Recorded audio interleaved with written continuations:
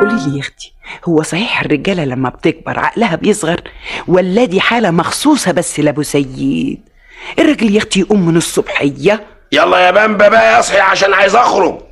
طب قول يا صبح، رايح فين على الصبح يا دي الراجل؟ رايح السيمه يا فتاح يا عليم. هروح فين يعني؟ هروح فين على الصبح يا بامبا؟ وانا عارفه يا اخويا، ما انتوا كده يا صنف الرجاله ميه من تحت تبني. وبعدين بقى رايح الشغل يا بامبا. ارتحت بقى؟ لا مرتحتش. طب عن اذنك عن اذنك اهو بشوف حالي عشان اخرج. ومستعجل قوي كده ليه يا ابو سيد؟ بقول لك رايح الشغل. وهو اللي بيروح الشغل يبقى الضربه مستعجلها قوي كده؟ عجايب، هي اسطوانه كل يوم، اسطوانه ما بتخلصش. ما قلت لك 100,000 مره الشغل بمواعيد، عندنا ساعه لازم نمضي فيها. امشي بقى ولا التحقيق لسه ما خلصش؟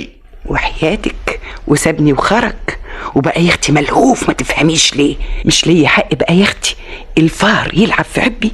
رحت لافحه هدومي ونازله عند عمك حسنين البقال اللي تحتنا بعد ساعه كده، ورحت طالباه في الشغل. الو. ايوه الو يا بامبا، عايزه حاجه؟ اطمنت يا حبيبتي شويه، لكن قلت في عقل بالي يمكن الراجل اطمن ان انا كلمته وهيخرج يروح هنا ولا هنا. وحياتك ما فاتت ساعة تانية الا ورحت مكلماه تاني. الو. الو يا بامبا، عايزة حاجة؟ اصدق بقى يا اختي ان الراجل ابو سيد حقيقي في الشغل؟ وحياتك ابدا ما دخلش عقلي الكلام ده. يكونش يا اختي فيه راجل معاه صوته زي صوته وبيخليه يرد عليا ويكلمني وهو داير على حل شعره؟ يا ما تحت السهيدة واهي. وحياتك رحت لابسه وعلى المصلحه بتاعته عدل.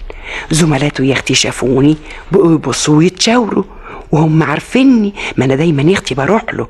امال ايه، ما هي الواحده مننا لازم تفنجل عينها قد كده. الراجل يا اختي اول ما شافني انخض. الله، ايه في ايه يا بامبا؟ الله، ايه اللي جابك؟ ولا حاجه يا اخويا، جيت اطمن. تطمني على ايه؟ الله، انت مش لسه مكلماني الو الو في التليفون مرتين؟ لا السمع مش زي المشاهده يا ابو سيد. نعم، واطمنت يا اختي؟ حظك كويس من السما تلاقي حد قالك ان انا جايه. انت قلت لحد انك جايه؟ لا ما قلتش، لكن تلاقي حد برضو قالك. كويس كده. بص كده، شوف الزملاء، شوف الزملاء، شوف بص علينا ازاي. بصي بصي اتفرجي. وابص يا اختي الاقي زملاته كلهم متلميين حوالينا، والراجل بقى في نص هدومه، وهم بقى اللي يضحك واللي يتنقور واللي يتصعب. لكن وحياتك ولا همني، انا كان كل اللي يهمني ان اطمن الراجل في الشغل وانه ما بيروحش هنا ولا هنا. والراجل قال لي يا اختي وهو عينه محطوطه في الارض ومش قادر يبص لزملاته. طب روحي بقى يا بامبا، روحي مبسوطه كده بيتفرجوا علينا زي اليمين ده بكره بقرشين. يعني كانت لزومها ايه الفضايح دي؟ مع السلامه.